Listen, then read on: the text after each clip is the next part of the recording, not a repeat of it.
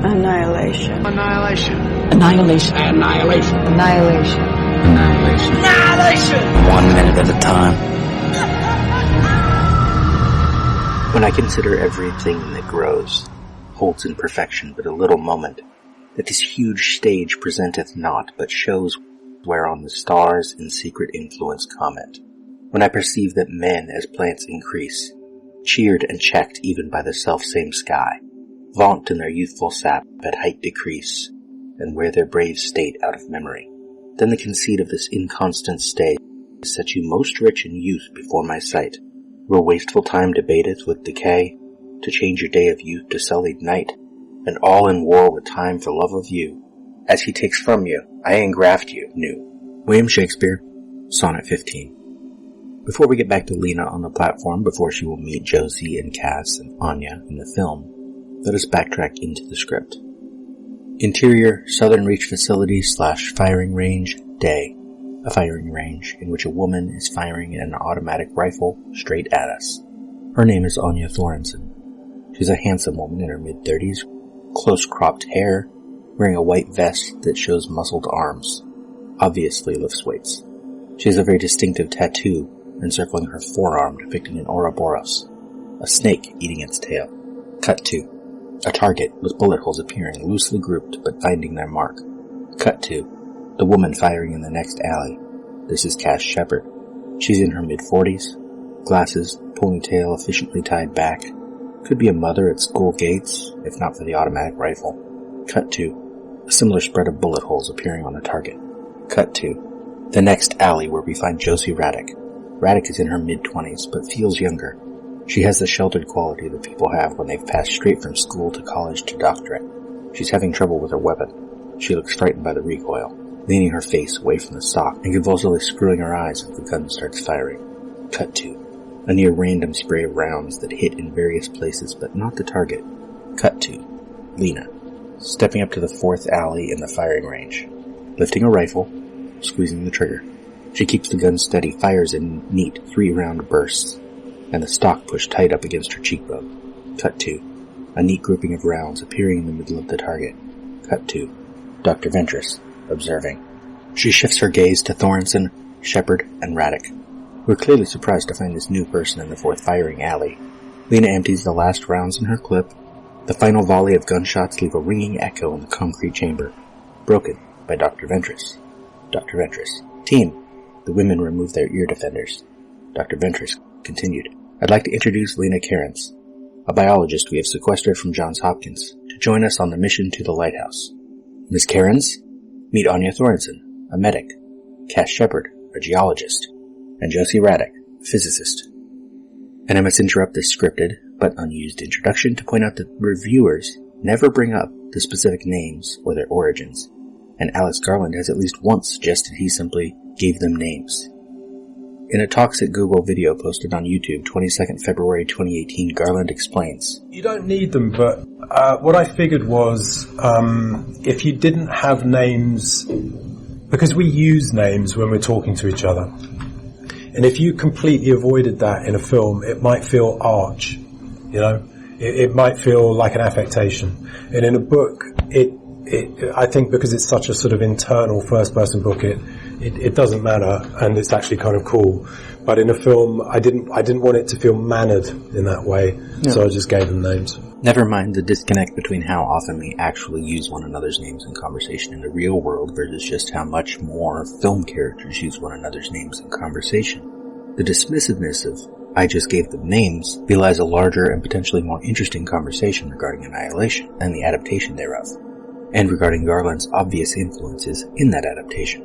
Then again, Garland claims in the same talk that he was drawn to the novel Annihilation after it was sent to him by its originality. It's genuinely original as a book, and that is unusual in itself, because most stories that we encounter in literature and in cinema and in television are actually repeats of stories that we tell ourselves again and again and again for whatever reason. It's like a form of reassurance or a ritual that we need or enjoy or something. And this wasn't like that. It just stepped outside it completely. So, first off, it was original. I've already explained several times in this show how Annihilation, at least in its broader strokes, echoes Roadside Picnic, echoes The Crystal World, echoes Madame Butterfly, echoes even To the Lighthouse and Heart of Darkness. Alex Garland clearly has an interest in science fiction and horror, having written the screenplays for 28 Days Later, Sunshine, Never Let Me Go, Dread, Ex Machina, and Annihilation, and having directed those last two as well. In particular, for the record, and to reiterate from earlier episodes, Lomax shares his name with a character from Ballard's novel The Drought. Meyer shares a name with a character in Ballard's short story The Waiting Grounds. Thorensen shares her name with a character from Ballard's novel The Crystal World. And the choice of the first name, Anya, may be reference to Olin Thorensen's planet Anyar in the Destiny's Crucible series. Radek takes her name from the Crystal World as well. The Crystal World also has a major male character, Ventress, whose wife's name is Serena, which is a variant on Selena. Garland has already had a character called Selena in 28 Days Later, and a character called Cassie in Sunshine. Cairns comes from Ballard's novel The Drowned World. Additionally, while it is a common name in fiction, there is a shepherd in Ballard's short story, Myths of the Near Future. And while references to the biblical Cain are common in many forms of fiction, since I'm connecting everything to Ballard here in his short story The Venus Hunters, characters discuss briefly a 4-hour film adaptation of the story of Cain and Abel. Additionally, Gil Kane created the Floronic Man, aka Jason Woodrue, who, while he first appeared in Atom #1 as a villain in Flash 245 as the Floronic Man, played a significant role in Alan Moore's run on Swamp Thing. In the Saga of the Swamp Thing #21, February 1981, it is Dr. Woodrue who explains that Swamp Thing is not a transformed Alec Holland, but rather, quote, a plant that was trying its level best to be Alec Holland, end quote. This revelation, specifically, is surely something going through Garland's head when he cites Swamp Thing as an influence. He explains to Sci-Fi Wire 22nd May 2018 how Alan Moore's Swamp Thing influenced Annihilation. If I was going to hazard a guess, I'd probably say Alan Moore, British comic book writer. I suspect there's some Alan Moore in there. He's mentioned in the past how the Alan Moore comics were a big influence on him. And Alan is a very intellectual writer in the same way I think that Alex is. Swamp Thing. So this will make sense to people who were fans of comic books in the 1980s, which is a niche crowd. But to those people, Alan Moore's Swamp Thing appears about 2/3 of the way through the film in these sort of frozen statue figures. So there you go. There's one. That is concept artist Jock speaking in the middle of that clip. I will likely return to the potential Alan Moore influences in minutes 80 and 81 as Josie gives in to the shimmer. But for now, I take issue with something Garland says previously in that same Sci-Fi Wire interview, when he suggests that his real influences outside of Vandermeer's novel, of course, are unknown. The real influences, not the post-rationalized or even pre-rationalized influences, are sort of unknown to me, I think. If certain thematic similarities were all there were in common between the various Ballard texts, one could assume a subconscious influence only. Garland grows up reading Ballard, certain broad strokes remain in his head. Those same broad strokes exist in Jeff Vandermeer's head when he writes Annihilation. Roadside Picnic and or Stalker also surely influence Vandermeer and likely influence Garland. But when it comes to the specificity of names, it feels more deliberate. At the least, Garland skims through copies of Ballard's novels and short stories he has on a bookshelf at home when coming up with names for Vandermeer's unnamed explorers. At most, Garland chooses them to make explicit connections for those who would also get those references. Having read Ballard before seeing Annihilation, or perhaps circling back to Ballard after discovering these connections, as I have. Annihilation is a hard sell to an audience, I get it. It nearly didn't make it into theaters at all in the US. Boris Kitt explains in The Hollywood Reporter 7th December 2017, quote, "The movie, which wrapped shooting in July 2016, had a poor test screening this summer that sources say was the root of the conflict.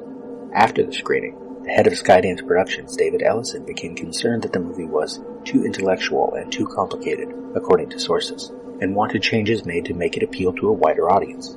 They included making Portman's character more sympathetic, as well as tweaking the ending. Scott Rudin, who executive produced Ex Machina, sided with Garland. defending the movie and refused to take notes. Rudin was able to hold his line, according to a source, because he has Final Cut. Things got testier from there, with Paramount caught in the middle. The studio ultimately decided that finding another distributor, preferably a streamer, could be the best fit for the movie, which was deemed to have certain box office ceilings. With Ellison not wanting to lose money after the poor performances of Geostorm, the billionaire producer is seeking to avoid a worldwide release and hopes that a digital release may be a better fit. The deal calls for Netflix to cover a good chunk of the production budget, which is in the $55 million range. It's also a win for Paramount, which limits its exposure in a deal made by a previous regime. End quote. Alex Garland tells Germain Lussier at IO9, 13th December 2017, quote, "It's disappointing. I've got nothing against streaming as a medium.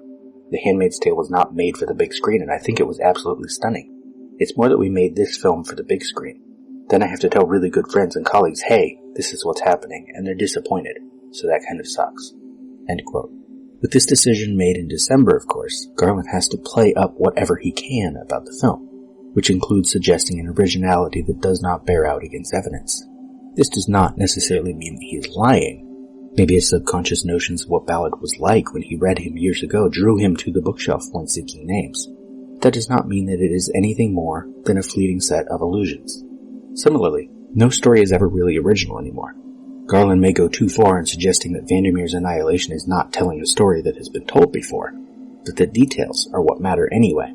And however much the broad strokes or even passing details of Vandermeer, of Garland, come from other sources, that does not make the story non-unique, and certainly does not make it unworthy.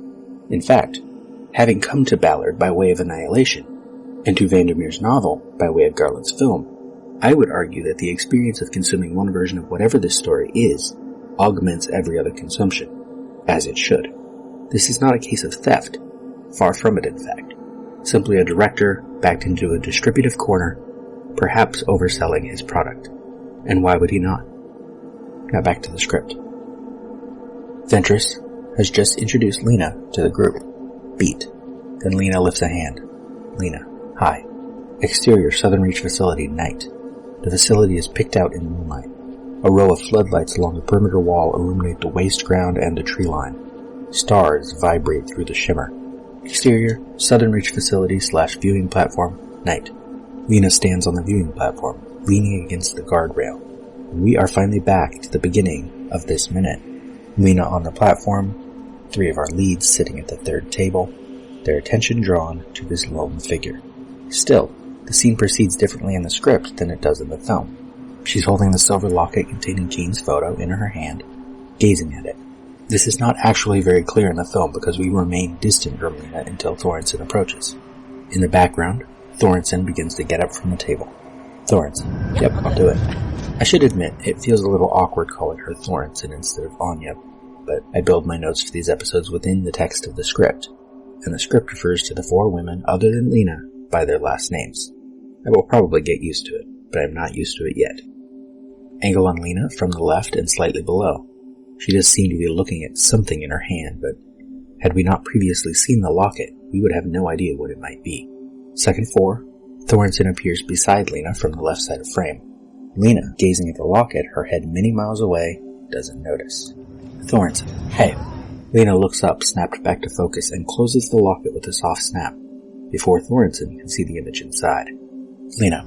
Hey. Thorensen. Am I intruding? Lena. No, not at all. Thorensen. Cool. In the script, she says, I don't know, I was thinking we should bond or something, considering we're travel buddies. And Lena says, you bet. But they are not yet travel buddies. In the film, Lena does not yet know another team is about to enter the shimmer. In the script, Lena slips the necklace back over her head. But since we get neither an insert shot of the locket, nor a specific angle that shows she's holding it, they also avoid this. Second 14, medium shot, Thorensen and Lena. Thorensen. I always see you here alone. I'm guessing you probably feel weird or awkward. 2 things. 1, the suggestion that she always sees her here alone suggests a time frame larger than the film makes obvious, that Lena has been here for perhaps several days, or even longer. 2, we'll talk more about Gina Rodriguez next minute, but already she is the most lively character in the film, speaking with energy, and moving her hands a lot. Lena crosses her arms and tucks her hands under them, physically closed off. Thorensen keeps her hands out in front of her. Lena, someone, I guess. Thorensen, don't. Second 26, back to the close angle from the left. Thorensen continued. Seriously, don't. Second 29, angle past Lena on Thorensen. Thorensen continued. The people here put themselves to sleep in the fetal position, making cooing noises. She shrugs. She smiles. Thorensen continued. It's freaky. Beat. I'm on you. She puts her hand out. Second 39, back to the previous angle. Past Thorensen on Lena. Lena. She shakes Thorensen's hand. Thorensen. Nice to meet you. It is interesting focusing on this moment, knowing what is to come. Knowing how tired and bitter and angry Anya will be before she dies. Here, she is cheerful, friendly. Lena is still closed off. She looks down before replying. Lena. You too. Second 43, back to the initial angle from this minute, angle on Lena, and now Thorensen. The tables beyond and to the left. Thorensen. Why don't you come meet my crew? Come make friends. Come on. Second 46, angle over table. Empty on the left. Josie Raddick, Tessa Thompson on the right. Beyond her, Cassie Shepard, Tuba Novotny. But she is barely visible from this angle. Thorensen returns to the table at a fast pace. Lena follows more slowly. Thorensen. Ladies. Lena comes into view. Thorensen continued. Meet Lena. The cut is slightly awkward at second 51. We do not really see Shepard get up, but we cut too close on Shepard, now standing. Raddick blurry in the right foreground. The camera pans left slightly. Lena, Thorensen, off screen. Shepard, smiling. Hi. Nice to meet you. Yeah, that's Cassie Shepard. Shepard looks toward Raddick, though Raddick is no longer in the frame. Second 53, angle on all four from behind Raddick. She's the only one sitting. The cut to this angle does not quite show us what Thorensen is doing, but she pulls her arm back from in front of Raddick now. She tapped the table to get Raddick's attention. Thorensen. And Josie Raddick. Lena. Hi. Second 56, angle on Raddick. She raises her hand to Lena, but Thorensen blocks our view of their interaction. Raddick. Lena. Off screen. Hi. Nice to meet you. Raddick immediately turns her attention back to her food. A bag of chips, it looks like. Thorensen. Off screen. Do you want to angle past Raddick on Shepard as she sits back down? Thorensen. Off screen. Have a seat. Shepard sits. Angle on Lena. She barely begins to sit down, and time runs out for this minute.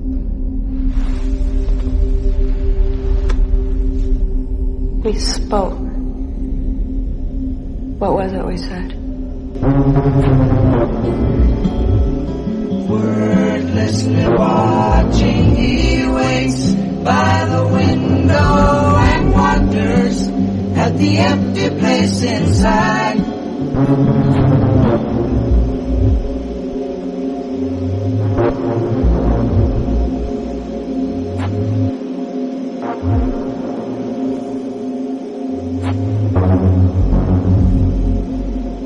Annihilation is all we are. Annihilation.